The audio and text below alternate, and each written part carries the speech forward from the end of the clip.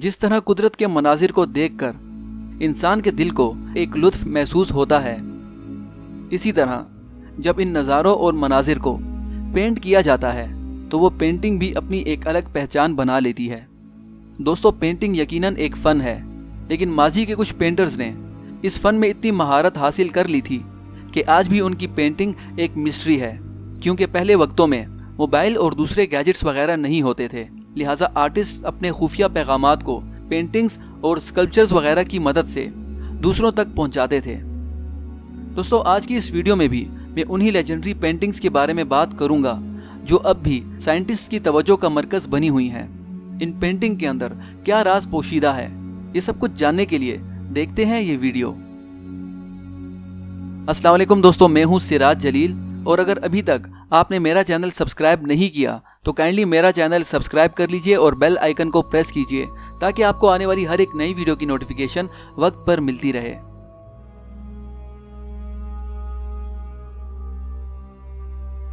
इस पेंटिंग को पीटर ब्रैगवेल नामी पेंटर ने बनाया था।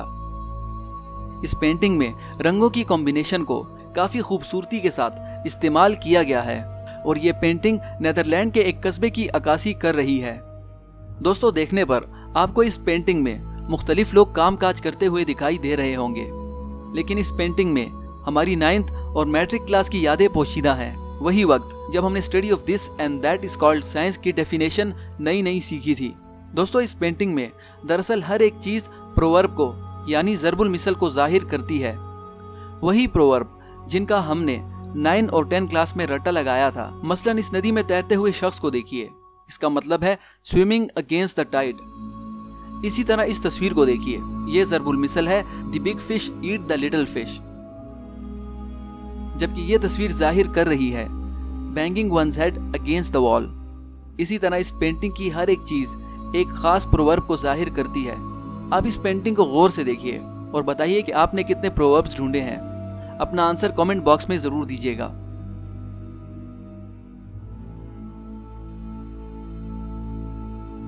दोस्तों, यूरोप के सुनहरी दौर को दी रेनेसेंस कहा जाता है और इसी वक्त में यूरोप साइंस, आर्ट्स और हर मैदान में टॉप पे था। और इसी सुनहरी दौर में तारीख के दो अजीम आर्टिस्ट माइकल एंजेलो और लियोनार्डो डी विंची भी पैदा हुए थे।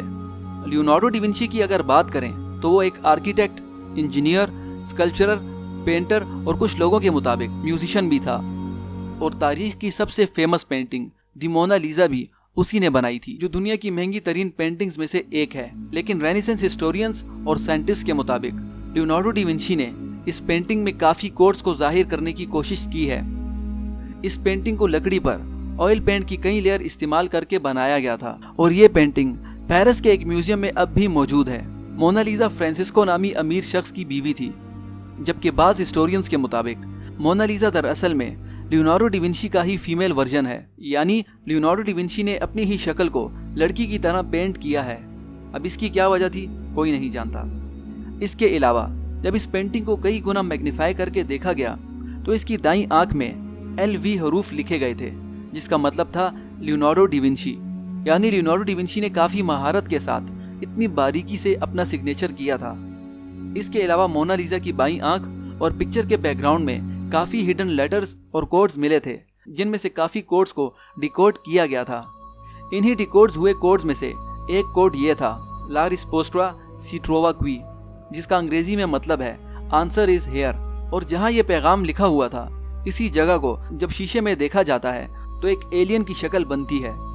दोस्तों, इसमें असल पैगाम क्या था, लियोनार्डो डी विंची क्या बताना चाहता था, साइंटिस्ट अब भी ये जानने के लिए काफी क्यूरियस हैं।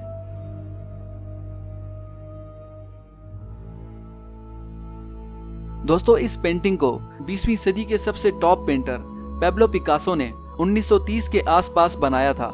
इस पेंटिंग का नाम द ओल्ड गिटारिस्ट है और ये पेंटिंग पिकासो ने अपने गरीबी के दिनों में बनाई थी और ये गिटार बजाता हुआ बूढ़ा शख्स पिकासो को जाहिर कर रहा है।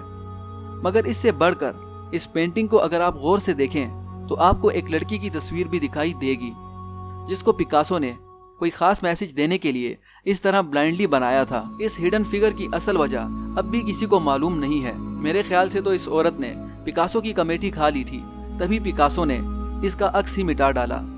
बहरहाल पेंटिंग अब भी आर्ट इंस्टीट्यूट ऑफ शिकागो में मौजूद है।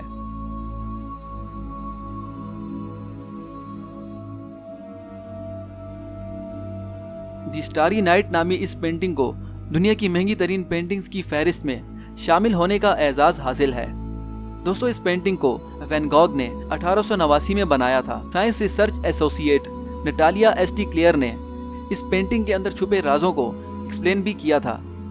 ये पेंटिंग दरअसल मैथ्स और फिजिक्स के पेचीदा कॉन्सेप्ट टर्बुलेंट फ्लो को जाहिर करती है। 2004 में जब साइंसदान हबल टेलीस्कोप की मदद से कायनात के राजों को एक्सप्लोर कर रहे थे कि इन्होंने एक सितारे के गिर्द गैसेस और डस्ट क्लाउड को देखा, और ये मंजर देखते ही इन्हें वैन गॉग की स्टारी नाइट पेंटिंग याद आ गई। जिसके बाद इन्होंने वैन गॉग की इस पेंटिंग को डीपली स्टडी करना शुरू किया, जिसके बाद इनको पता चला कि इस पेंटिंग के अंदर वाकई टर्बुलेंट फ्लूइड स्ट्रक्चर के पेचीदा पैटर्न मौजूद थे। दोस्तों, हैरानगी की बात यह है कि वैन गॉग ने इतना पहले ही इतने पेचीदा पैटर्न्स को इतनी एक्यूरेसी के साथ अपनी पेंटिंग में कैसे बनाया होगा।